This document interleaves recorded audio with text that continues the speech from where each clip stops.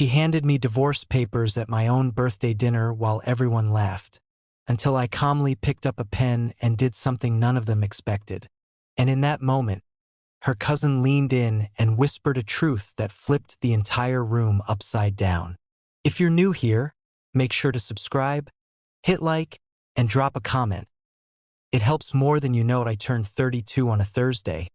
Nothing remarkable about the date except that my wife, Lauren, insisted on hosting a memorable evening at a fancy Italian restaurant downtown.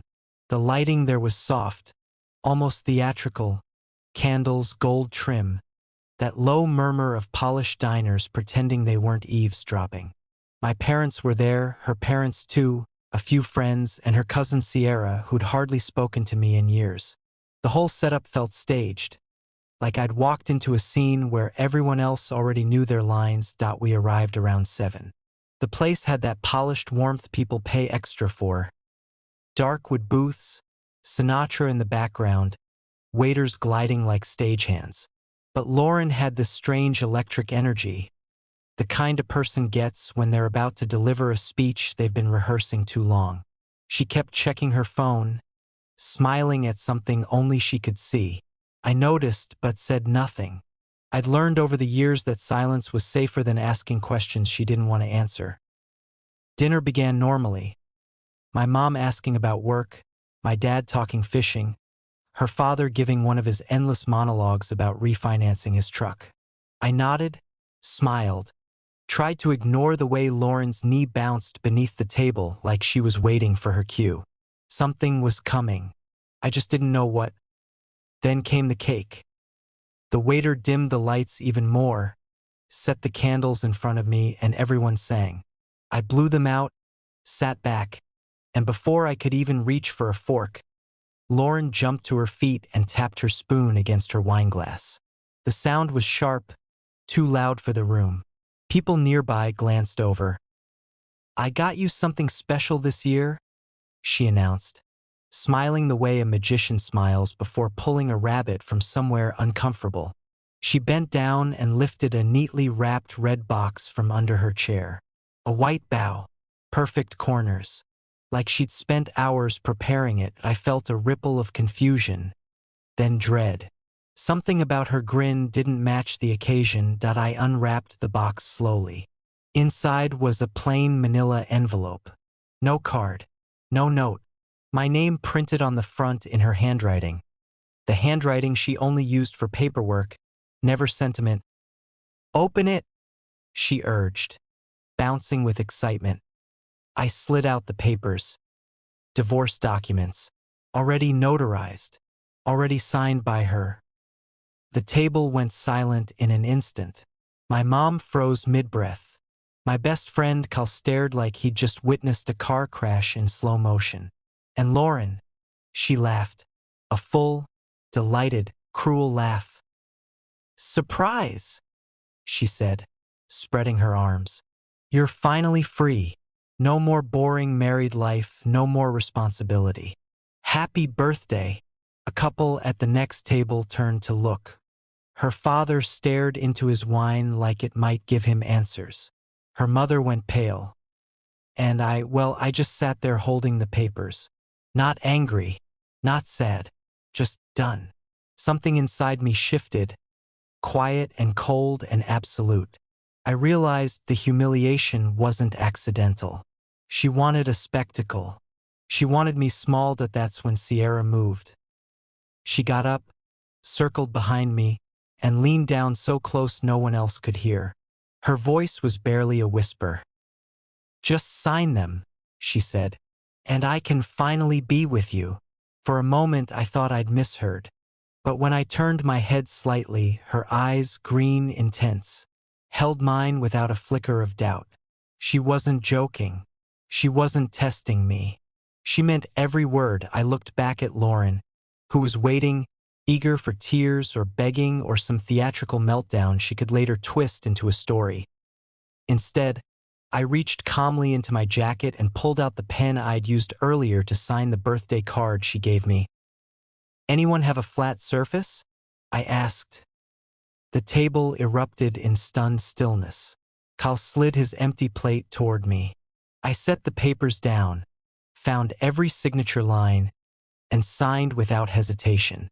The scratch of the pen cut through the silence of the room like a blade. Lauren's smile collapsed so fast you could almost hear it hit the floor. When I finished, I stacked the papers neatly and pushed them toward her. "Thanks for the gift," I said. "It's exactly what I needed." Chairs scraped. A few people gasped. Someone dropped a fork. I stood. Sierra stood with me. I told my parents I'd call them tomorrow. My dad nodded, quiet, proud. My mom covered her mouth, eyes wet but steady.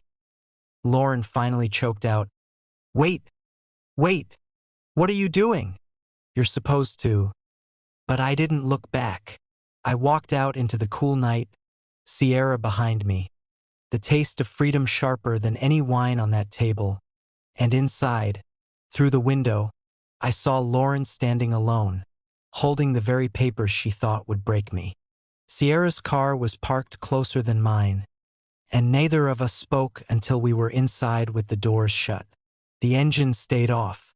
The silence felt thick, almost humming. She looked straight ahead, hands resting on the wheel, breathing slowly, like she'd been waiting years for this exact moment. "I meant what I said," she told me quietly. "I've been watching her tear you down piece by piece, pretending it was love. Tonight just proved everything." I stared out the window, the restaurant glowing behind us like a stage after the curtain dropped. "I saw it," I said. "All of it." She finally started the car. "Your place or mine?" I didn't hesitate. "Yours." I'm done living in anything she touched. The ride felt strangely peaceful. A soft hum of tires on asphalt, the cool night sliding past, the sense that something long overdue had finally snapped free.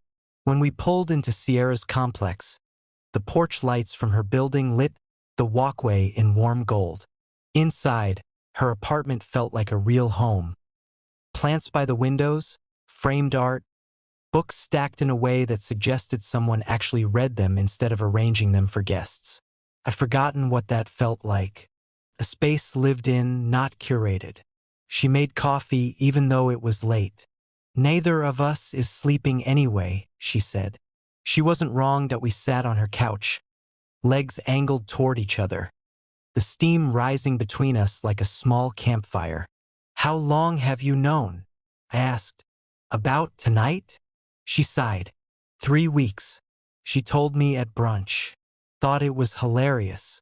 Said you'd cry or beg or make a scene. That was her goal. Public humiliation followed by you crawling back. She was proud of it. I took a slow breath. "And you didn't warn me." "I tried," she said. "Remember when I texted asking if we could talk? You said work was crazy. I didn't want to dump something like this on you over messages." I nodded. I remembered. And suddenly, a lot of things that never made sense clicked into place. My phone buzzed on the table over and over. Lauren's number lit the screen with an endless list of missed calls and messages. Sierra picked it up, turned it face down. "She's spiraling," she said. "She expected you to fight for her. That's her whole pattern. She creates chaos, and when someone chases her, she feels powerful. You didn't chase." I felt a strange calm settle over me. "I'm not chasing anyone who wants to destroy me for sport." Sierra curled her legs beneath her, watching me with an expression that was warm but cautious. "And earlier, what you whispered?" She held my gaze. "I meant it. I cared about you long before tonight. I kept quiet because you were married, because I'm not that kind of person. But I wasn't blind to what she was doing to you." My phone buzzed again, this time an emergency bypass from my mom. I answered immediately. "Are you all right?" she asked without a greeting. "Yes, I'm safe." She exhaled shakily. "Lauren called us. She's hysterical. Claims you abandoned her, humiliated her, ran off. She says you're having some kind of breakdown." Did she mention presenting legal documents as a party trick? I asked. My mom hesitated. She said it was a joke. I laughed. Couldn't help it. A joke with notarized paperwork. Sure. She handed the phone to my dad, who said, "Son, what you did took guts. I've been watching her chip away at you for years. Tonight you stood up. I'm proud of you." His words hit harder than anything Lauren had said in months. After we hung up, Sierra handed me my coffee again. "Good parents," she said softly. "The best," I replied. More messages from Lauren buzzed in. "We need to talk. This isn't funny. You're overreacting. Call me, please. Are you really throwing away 3 years?" Sierra read them and shook her head. "She's not apologizing. She's upset her plan failed. There's a difference." "Yeah," I said. "I see it now." We talked until nearly 3, about work, life, books, stupid movies, everything I hadn't had in a relationship for years. Real conversation, not performance. When I finally left, I felt lighter than I had in months. But that peace lasted only until the next morning, because at work, Kyle was waiting with coffee and a warning. "Lauren showed up at my place last night," he said, "crying, accusing you of abandoning her.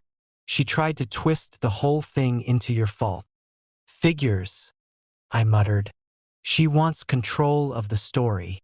"She also said you've been planning to leave her for months," he added. I snorted. Creative. Wrong, but creative. By lunch, Sierra called. "Sorry about the blow-up online," she said. "Lauren melted down in my comments section, accusing me of destroying your marriage." "You didn't destroy anything," I told her. "You just happened to be standing next to the wreckage she created." She hesitated. "Dinner tonight? There's a Thai place near my office." "Yeah," I said. "I'd like that." But the calm didn't last. At 4 in the afternoon, security called my desk. "There's a woman downstairs," the guard said. "Says she's your wife. Wants to speak with you." I closed my eyes. "Tell her no." 5 minutes later, Kyle appeared again. "She's still down there," he said, crying, demanding, "won't leave." I finally went down. Lauren sat in the lobby, makeup streaked, clutching a tissue, acting like she hadn't detonated a bomb in front of 30 people the night before. "We need to talk," she said. "No, we don't," I answered. "Yes, we do. You're being unreasonable. It was a mistake. A joke. You weren't supposed to actually sign them." I stared at her. "You had them drafted, notarized, signed, and you gave them to me as entertainment. If you wanted a conversation, you could have had one privately. This wasn't about talking. This was about power. You humiliated me by leaving with Sierra," she snapped. "You humiliated yourself," I said quietly. "I just stopped participating." She grabbed my arm before I could walk away. I looked at her hand until she let go. "This isn't over," she whispered fiercely. "Yes," I said. "It is." That night at dinner, Sierra looked incredible. Green sweater, jeans, an easy smile that made everything feel grounded. We talked for hours, laughing, relaxed, no games. And when she said, "Her coming to my job today was wild," I nearly choked on my tea. "She did what?" "Demanded to know why I'm stealing you," Sierra said. I told her you can't steal what someone throws away. We walked for a while afterward, just enjoying the cool night. When we reached her place, she invited me up. I wanted to, but I shook my head. "Not yet. Not like that. I want to do this right." She smiled, kissed my cheek, whispered, "Call me tomorrow." I drove home feeling clear for the first time in years. When I arrived, the house was empty, silent. I packed a few boxes, methodical, calm. I didn't touch anything that wasn't mine. At midnight, Sierra texted, "Thanks for tonight. Sleep well." I sent back, "You too." And for the first time in ages, I fell asleep with a sense of peace instead of tension. Monday morning, I met with a lawyer named Mr. Harper, an older man with silver hair and the calm patience of someone who's seen every kind of marital disaster. He flipped through the divorce packet Lauren had gifted me. "These are legitimate," he said. "Properly notarized, filed, everything by the book." He glanced up over his glasses. "She presented these as a birthday surprise?" "Wrapped," I said, with a bow. He rubbed his forehead. "Well, the good news is you're already halfway done. 30-day waiting period in this state. She signed, you signed. Nothing to contest unless she wants to fight her own paperwork." I left his office feeling strangely free, like I'd been carrying a weight for so long I didn't know what life felt like without it pressing down. Back at work, Kyle was standing by my desk with fresh coffee and a grim expression. "She came to my house last night, again. Wanted to know if you were safe." I told her she needed to deal with the fallout herself. I nodded. "She still thinks she can spin this into my fault." "She's trying," he said. "But nobody's buying the story." It didn't matter. I wasn't participating in her narrative anymore. That part of my life was officially closed. But Lauren didn't accept closure easily. Around 4 o'clock that afternoon, she showed up at my office again, demanding to see me. Security called for permission. I declined. 5 minutes later, they called again. She refused to leave. I finally went downstairs to avoid a scene. She was sitting stiffly in the lobby, cheeks streaked with fresh tears. "Talk to me," she said. "No," I replied. "Please, you're ruining everything." "I'm respecting the decision you made," I said. Her voice rose, cracking. "I didn't think you'd actually sign them. Then why draft them? Why notarize them? Why present them in front of every person we know?" She flinched. "It was supposed to start a conversation." "You started one," I said. "I finished it." When I turned to leave, she grabbed my arm again. This time I stared at her hand until she let go. "This isn't over." "It already is." That night, Sierra and I met for Thai food again. She looked relaxed, bright, alive. The opposite of everything my marriage had become. We spent 2 hours talking, laughing the kind of easy laughter that comes only when someone actually sees you. After dinner, we walked downtown under string lights and quiet shop windows. When we reached her building, she invited me up again. And again, I shook my head gently. "Not yet. I don't want this to be reactionary. I want it real." She smiled, touched my cheek. "That's exactly why it will be." 2 days later came the first real red flag. Lauren's meltdown online had escalated. Long posts, accusations, comments she later deleted, but not before half her family saw them. Sierra's post about self-worth had triggered an avalanche. Lauren accused her of betrayal, manipulation, stealing her husband. Most people defended Sierra. Even Lauren's own mother commented, "Honey, stop. This isn't helping." It was surreal watching her unravel publicly. Then came the call from my mother's friend, a woman named Melissa who worked as a therapist. "Your ex-wife came to see me," she said. "I can't disclose details, but she mentioned confronting you and Sierra at Sierra's apartment. I strongly advised against it. I'm not convinced she'll listen." I thanked her, hung up, and filled Sierra in. She bit her lip. "Do you think she'll actually come?" "I think she's desperate enough to try."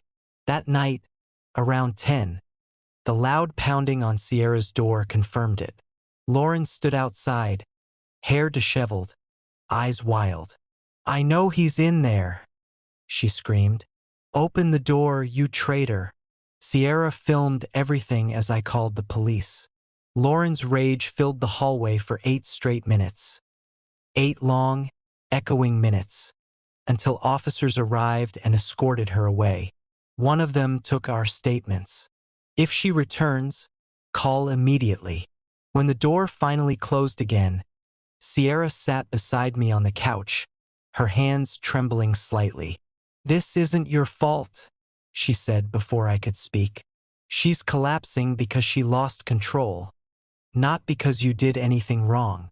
I nodded, but the intensity of the moment lingered. Her mother texted later that night. The police brought her home. "She agreed not to contact either of you. We're getting her help." I showed Sierra. She exhaled in relief. We went to bed in her room.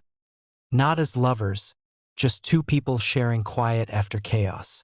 She fell asleep quickly. I lay awake, staring at the ceiling, realizing how close I'd come to accepting a life built entirely on someone else's instability. Weeks passed. The court finalized the divorce in record time. I moved into my own apartment, simple but mine. Sierra helped me unpack, adding small touches. A plant here, a framed print there. That made the place feel human. We took things slow, deliberate, honest. No performance, no pretending. Months later, her cousin's wedding brought us face to face with Lauren again. She approached us quietly during the reception. "I'm moving to Arizona next week," she said. "I wanted to apologize. I hurt you, both of you. I convinced myself my behavior was clever, but it was cruel." Sierra listened respectfully. I nodded. Lauren continued, "You didn't steal him. I ruined what I had. I'm trying to accept that." Her voice trembled, but there was sincerity in it. A rare honesty I hadn't heard from her in years. "I hope you're happy," she said. Then she turned and walked away. Driving home, Sierra reached for my hand. "What are you thinking?" she asked. "That it's over," I said. "Actually over." And saying it out loud felt like stepping into sunlight after years indoors, a year after that disastrous birthday dinner. I asked Sierra to marry me on a quiet Tuesday morning in our kitchen. No spectacle, no audience, just truth. She said yes with tears in her eyes and a laugh that made me feel like the entire world had finally clicked into place. And looking back on everything, the humiliation, the collapse, the chaos, I realized something I never expected. Sometimes the cruelest gift is the one that frees you. Sometimes someone tries to break you and accidentally unlocks the door you needed to walk through. So, if you enjoyed this story, don't forget to subscribe, like, and leave a comment. It means the world and keeps these stories coming.